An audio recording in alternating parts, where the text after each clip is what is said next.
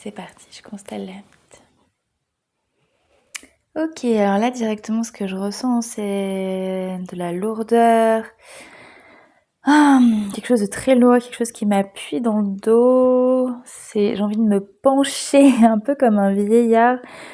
Presque je pourrais m'allonger au sol. Ouais, il y a quelque chose de très lourd. Très lourd et en même temps comme si le corps lâchait en fait. Là je sens le corps qui lâche complètement. J'ai les yeux fermés. Pour le moment je veux pas ouvrir les yeux. Ok, maintenant j'ai l'image un peu comme si j'étais un pantin et qu'il y avait un marionnettiste au-dessus de moi qui me faisait bouger comme ça, tranquillement, comme s'il voulait me ranimer ou m'animer tout court. Je sens qu'il cherche à me faire bouger les bras comme ça. Ok, donc il y a ce marionnettiste au-dessus. Je crois qu'il perd un peu patience par moment. Il aimerait que les choses aillent plus vite, bougent plus vite. Moi, je peux pas. Moi, je me sens vraiment comme une poupée un peu, voilà, une marionnette toute chiffre-molle en fait, qui a pas vraiment d'énergie propre ou de volonté propre. Ok. Je vais aller consteller, je vais changer de rôle, je vais aller consteller le marionnettiste. Ok. Donc là, je suis en vision du dessus. Et je sens que je m'énerve en fait. Il y a un truc de mais allez, tu vas bouger, tu vas faire quelque chose en bas. Ok. Là, ce que ça m'explique en fait, c'est comme si ça demandait un mariage, une union entre le marionnettiste et sa marionnette. Tu le places au niveau où tu as envie de le placer. Le marionnettiste, pour moi, ça serait plus l'humain avec sa partie mentale. La marionnette, c'est plutôt la part création ou il y a quelque chose qui était inanimé dans la création, mais enfin dans la marionnette, mais c'est comme s'il y avait besoin de l'animer. Mais pour ça, il faut que le marionnettiste comprenne. Il y a quelque chose à comprendre entre le marionnettiste et sa marionnette, en fait. Ok, le marionnettiste, il est trop impatient. La marionnette, elle prend le temps. Ok, je reviens sur mon marionnettiste.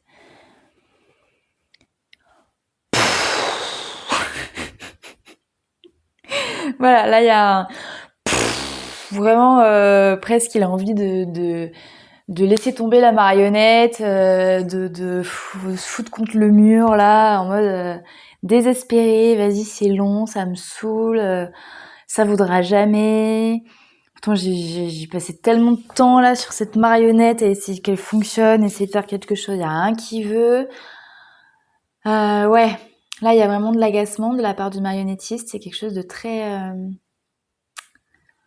ouais, agacement, découragement. Lui, en fait, le marionnettiste, là, il se sent plein de bonne volonté. Et il a l'impression que la marionnette, presque, elle est contre lui et qu'elle fait pas d'efforts ou qu'il y a un truc qui, voilà. Et je pense qu'il y a quelque chose qu'il ne voit pas chez lui. Quelque chose qui va pas chez lui. Il est juste dans moi je fais tout pour que ça fonctionne et puis derrière il y a pas de répondant. Vas-y, ça me saoule quoi. Il y a vraiment cette notion de je jette la marionnette là parce que ça me saoule. Ok. Je vais retourner vers la marionnette. Bon, c'est...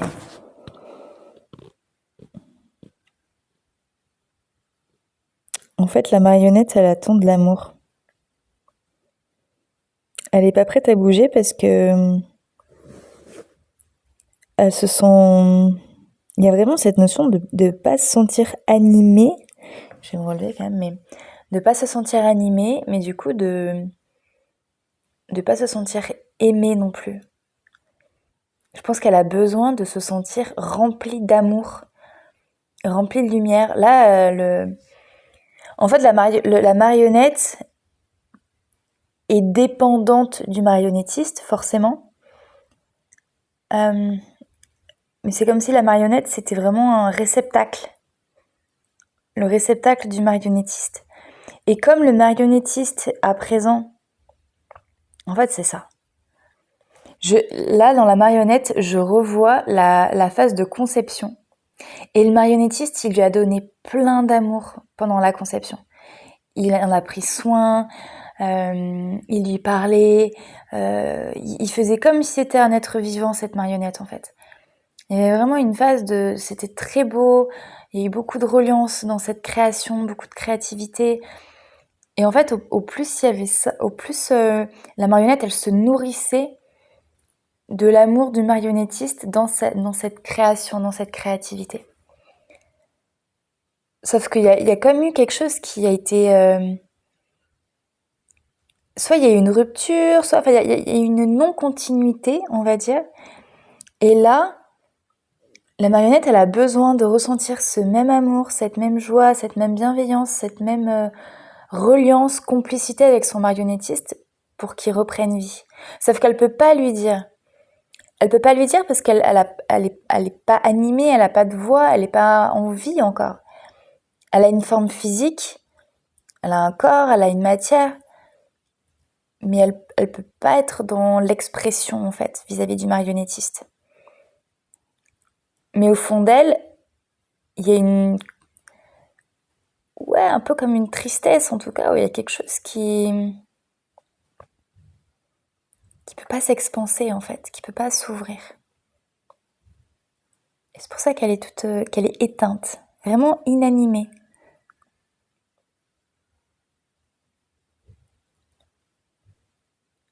Ok. J'aimerais comprendre ce qui s'est passé maintenant.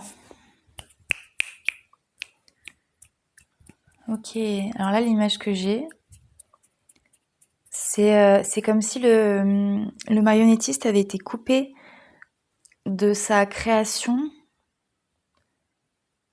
de son élan en tout cas de création, de sa joie, de cet amour par rapport à l'extérieur. C'est comme s'il y avait eu, il avait voulu présenter sa marionnette au monde et il y avait eu des interactions, des interférences avec l'extérieur. Pas forcément que les gens aient critiqué sa marionnette ou autre. Je sais même pas s'il est allé jusqu'au bout de la présenter. Tu vois l'idée ? Mais il a reçu des choses de l'extérieur qui lui ont fait douter de sa création et qui fait qu'il a perdu cet élan, cette générosité de reliance avec sa marionnette. Et ça a cassé quelque chose en fait. Ça a cassé quelque chose en lui, ça a cassé quelque chose dans la reliance avec la marionnette, et ça a cassé quelque chose dans le process.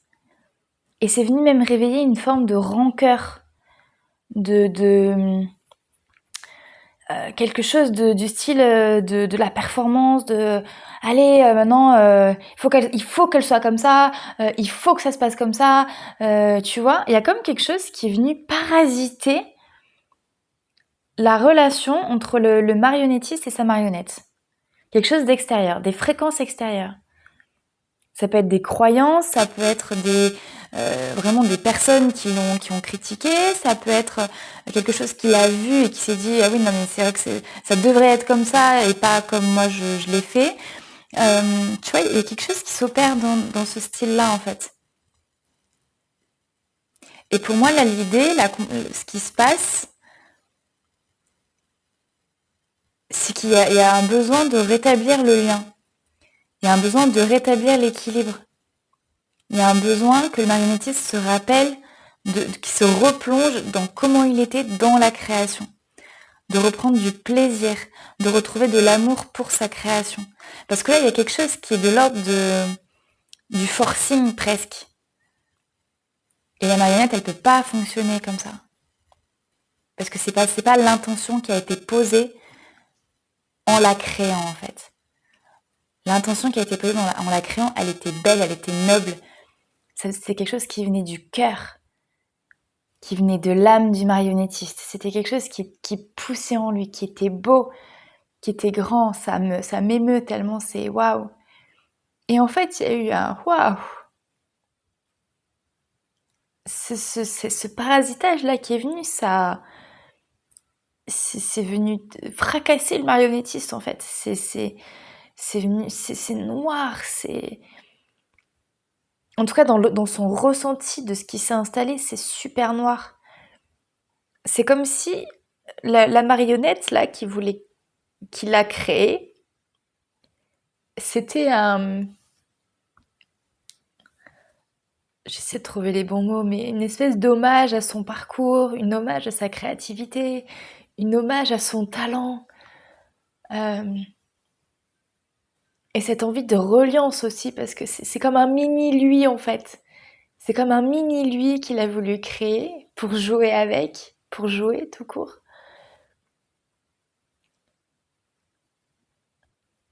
Et là, ce que l'extérieur est venu lui montrer, c'est c'est des mémoires en fait, des mémoires de ses ombres, de ses obscurités, euh, de ses travers en fait. J'ai la honte, j'ai la critique, j'ai le jugement, j'ai l'illégitimité, j'ai le besoin d'être de conformité, euh, le besoin d'acceptation. Puis il y a une forme de colère aussi, du coup, colère d'être soi, euh, colère ouais, de ce que l'on est en fait. Et presque le marionnettiste, il est en colère contre sa création parce qu'il y a eu ce parasitage extérieur qui est venu en fait.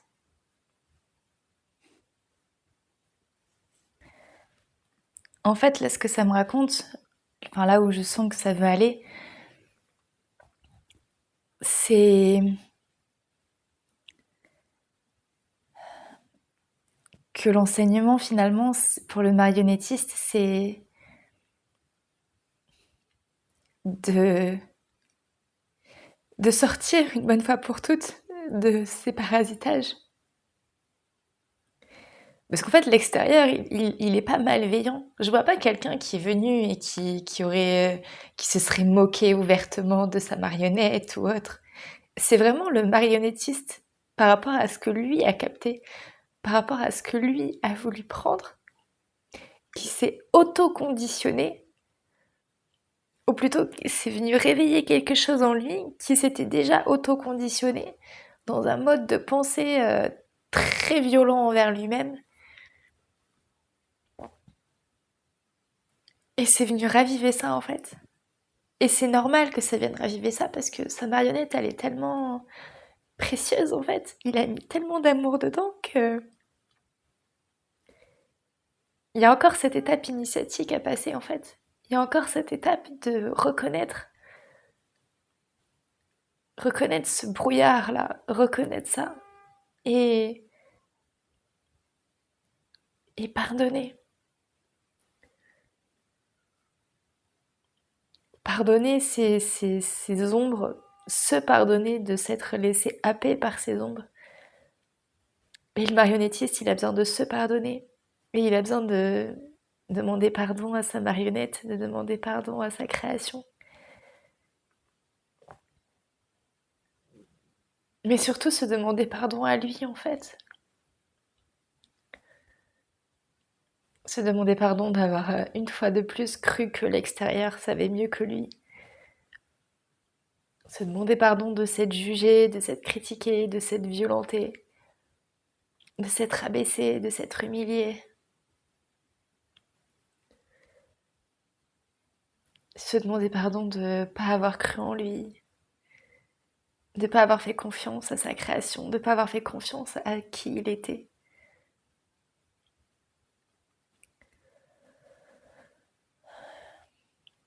De ne pas avoir fait confiance à son unicité aussi.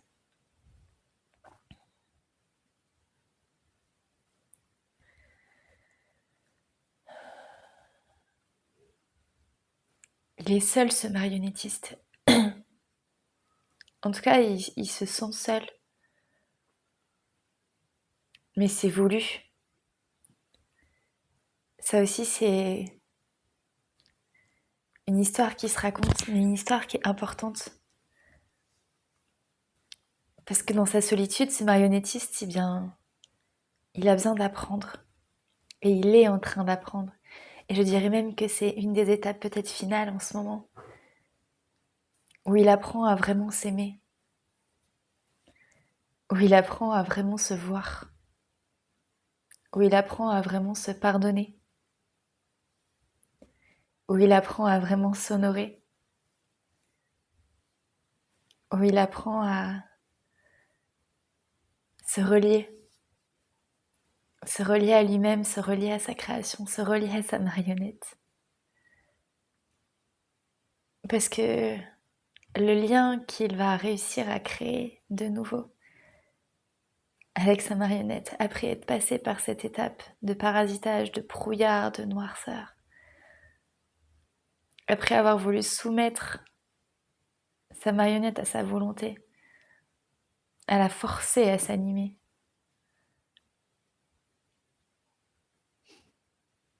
Et maintenant, il a compris, ou il va comprendre, ou il est en train de comprendre. Il est en train de comprendre ce passage-là.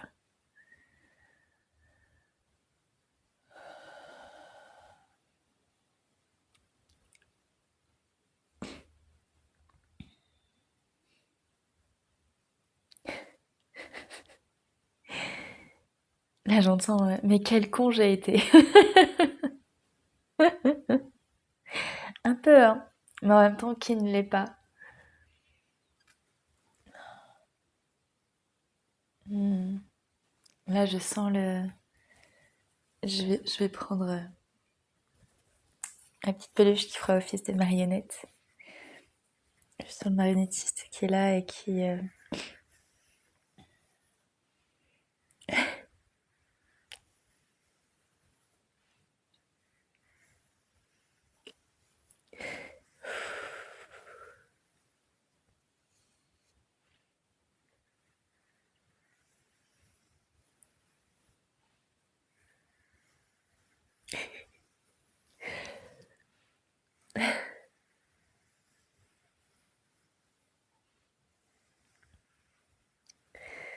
veut juste demander pardon. Et en fait, ce que je suis en train de reconnecter à l'amour que je ressens pour cette création, pour ma marionnette, avec tout ce que j'ai mis dedans, avec toute la beauté, avec toute la fragilité, toute la vulnérabilité. Et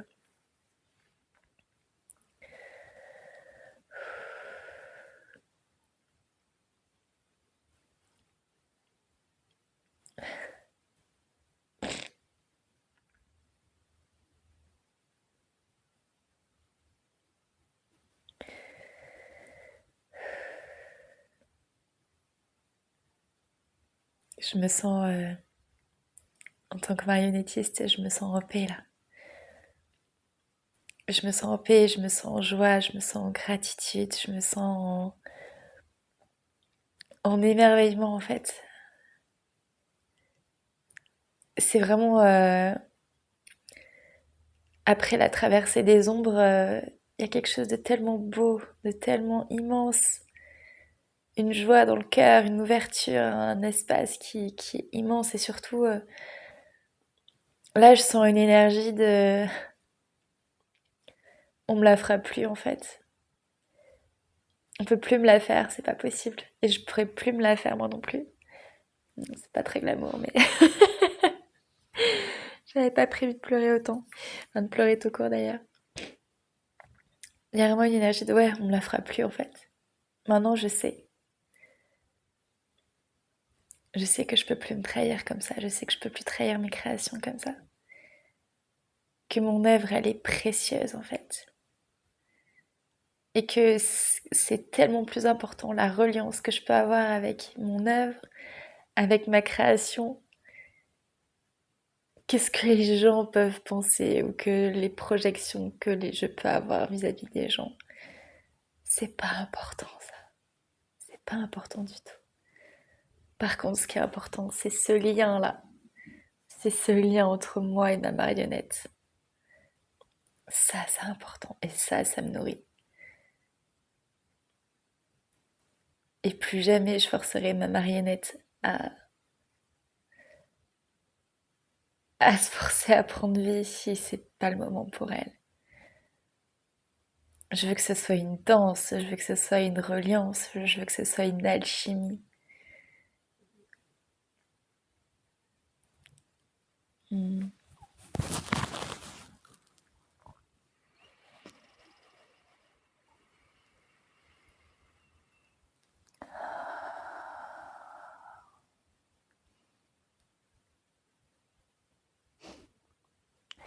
C'est rigolo, c'est comme si je sentais la marionnette qui se mettait à bouger un petit peu.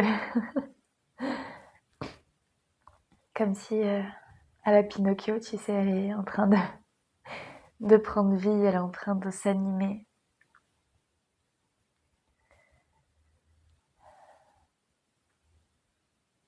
Et c'est à moi maintenant de la nourrir,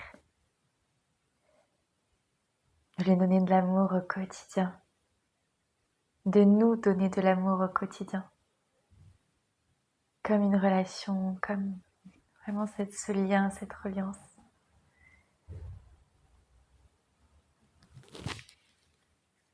Et quand ça sera prêt, quand ça sera le moment,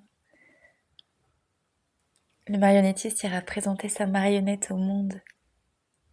Et il ira avec fierté. Il ira avec joie, il ira avec plaisir en disant « Regardez, regardez ma création. Regardez comme elle est belle. Regardez comme elle est immense.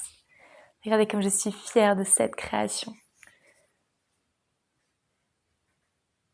Et qu'importe ce que les gens en penseront. Le marionnettiste, lui, il sait.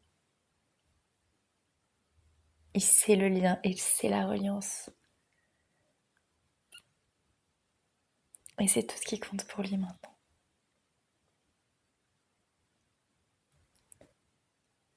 Et cette marionnette, eh bien, c'est une étape, c'est un passage vers d'autres marionnettes qui vont naître par la suite. Tout un processus qui se met en route, qui se met en place.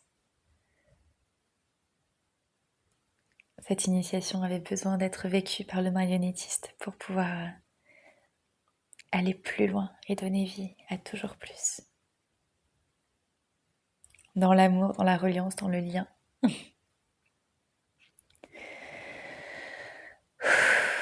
Waouh!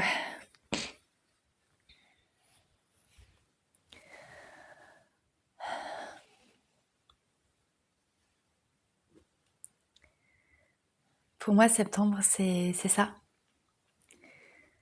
C'est cette énergie de je me fais confiance. Je fais confiance à mes créations, je fais confiance à mon essence. Peut-être que